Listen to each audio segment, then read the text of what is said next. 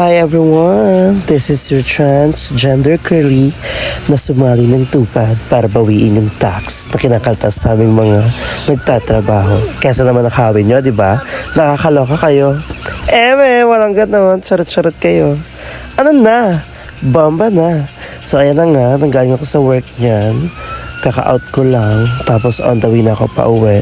Kasi itong araw na to, ito yung unang araw namin sa tupad. So first day namin sa tupad. So ayan, on the way na ako pa uwi. So yan yung usually na dinadaanan ko pag pauwi na ako galing trabaho. Ayan ako limlim para makakancel pa yung tupad namin. Kasi actually, kahapon pa dapat yung first day namin, kaso na-cancel siya kasi umuulan. So ayan, makulimlim pa rin. Nasa bahay na ako, tinitignan at nag-aantay ng update kung cancel ba ang aming tupad, ang first day namin sa tupad, o tuloy. Pero ilalaban namin yan. Laban na! Asa ito na nakita-kita na kami sa barangay. Ayan, ang mga miyembro ng tupad natutupad sa pangarap naming manggagawa. So ayan, pinag-uusapan namin dyan kung saan kami nakadestino. So dito yung una naming araw. At dahil dito kami na-assign, ayan, syempre maglilinis tayo. Kaso nga lang nung araw na to, alam ko wala kami dala ditong dustpan, kaya meron kaming kasamahan na umuwi muna sa bahay at kumuha ng dustpan para syempre magkaroon kami ng before and after dun sa lugar na nilinisan namin. At ito naman, on the way na kami sa Mendoza kasi dalawang lugar yung nabigay sa amin na lugar na nilinisin. So on the way na kami kasama ang aking mga kagrupo na nakasuot ng tupad na akala mo Red Rangers. Tapos itong part na to, huwag kayong mag-alala guys, naglinis at nagtrabaho kami yan. Tapos na kami dito parang around 10 AM na to. So kumain-kain kami, nagchikahan muna, pahinga, ganyan. Ganun lang. Then another day, another vlog. So ito, kinamukasan na to ng ng pagtutupad namin. So, ibang lugar na kami na-assign. So, ayan, kompleto kami. 7 kami dyan actually. 2 bading, 1 lalaki, 4 na babae. So, ayan. Yung iba nagpipicture para sa before and after, nagwawalis, tagahawak ng sako, ganyan. Tapos si bakla, natusok siya dyan ng kahoy. Kaya siya lang yung naghahawak ng sako kasi yung kamay niya nagdudugo. Ikaw ba naman, Diyos ko, dinutut mo yung kamay mo sa mga halaman, sa mga kahoy-kahoy. Ayan, nagsugat tuloy yung kamay niya. Tapos dito pinag-uusapan namin kung kailan at paano kami sasahod. Diba? Dalawang araw, 3 araw pa lang kami. Sahod na agad ang pinag-uusapan. Nakakaloka. Tapos ayan, ang di na alam sasabihin, nakakaloka. Pero yung pinag-uusapan namin dito ng mga time na to is bawal may umabsent sa amin kasi una, makikita sa vlog ko na hindi kami kumpleto, so bawal umabsent. Tsaka kung ano yung mga gagawin namin or gagawin sa pera kapag sumahod na kami. Kagaya nung kay Mara, sabi niya ipangdadagdag niya sa business niya. So kung di nyo alam, meron siyang business ng fishbowl dyan sa may chapel sa gilid. So siya yung may-ari nun. Tapos yung iba naman, sinabi kagamitin kasi bago daw kami magpasko sumahod. Yung mga ganong eksena. So yun na yung mga pinag-uusapan namin. Tapos nilibang namin yung sarili, naglulukuhan, nagchichikahan kami dyan. Siyempre para mawala yung bagot. Tsaka may mga work din, mga puyat, mga pagod. Para din namin maramdaman na nai-stress na kami sa life. Ganon! Ayan, chika-chika lang kami. Ano yung gagawin? Kung saan kami bukas maglilinis. Kung anong gagawin sa mga susunod na araw. Ayun lang. Ganun lang yung mga usual na chika namin. Hindi masyadong komplikado. Tapos ayan, isa lang tagawak ng sako. Yung isa, hawakan yung mga extra ng sako. Yung iba nagpipicture.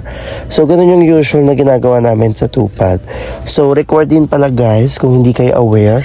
Pag nagtupad ka, kapag kasya sa'yo yung damit, kailangan mo siyang suotin, pati yung ID mo.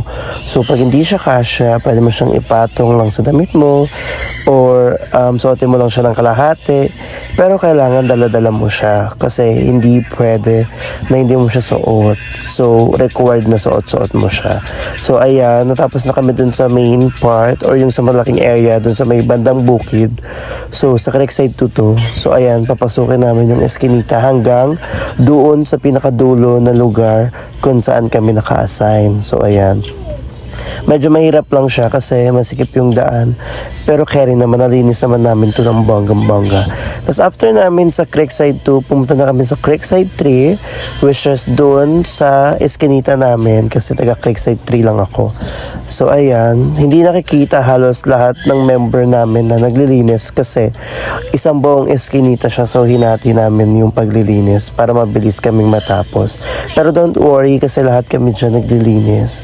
Ako lang talaga yung nagbablog kaya mostly ako yung makikita nyo sa video, pero lahat yan sila naglilinis.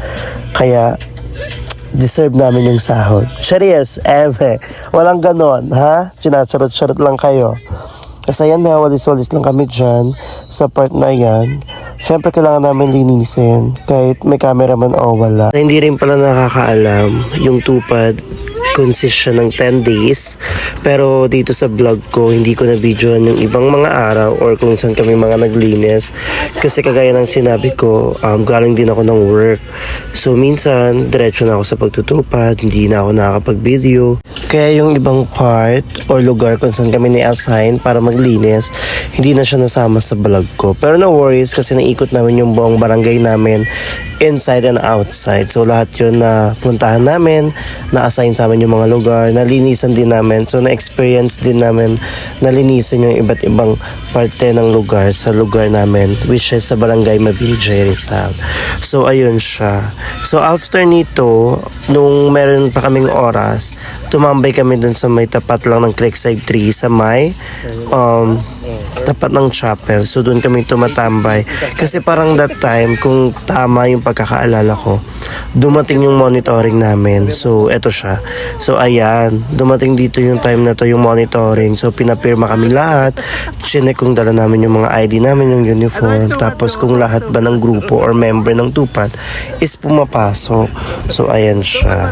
Tapos yung next naman na nilinisan namin, eto yung sa taas ng senior. Mostly ginagamit to pag may event, celebration. So ayan, nilinis namin siya. Tapos after namin maglinis dito, syempre as usual, nagbe-break time kami o kaya kumakain kami after. Pero kumakain lang kami pag tapos na yung work o yung paglilinis namin kasi hindi kami pwedeng kumain or magpa-ganda-ganda habang nagtutupad. So hindi pwede. So don't worry guys kasi ginagawa namin siya pag tapos na kami maglinis. Tapos syempre yung naging kalat namin, nilinisin din namin. Hindi naman pwede naglinis kami, nagtupad, tapos magkakalat din kami, di ba? Hindi yung pwede. It's a big no-no. Bawal siya. So ayan, nag-soft drinks lang kami, tinapay, chicherya, tapos konting chika. Di ko na nga rin alam kung anong mas marami, yung nilinis namin o yung napag-usapan naming mga buhay. Tapos ito naman, ito na yung last part. Actually, last day ito ng pagtutupad namin. And sakto to, birthday ko din. So ayan, nanlibre lang tayo ng pizza, pancit canton coke, after namin magtupad dito. So, once again, this is your transgender girlie na sumali ng tupad para bawiin yung tax kesa nakawin nyo. Walang ganon. Charot-charot kayo. Ano na? Bamba na. Bye!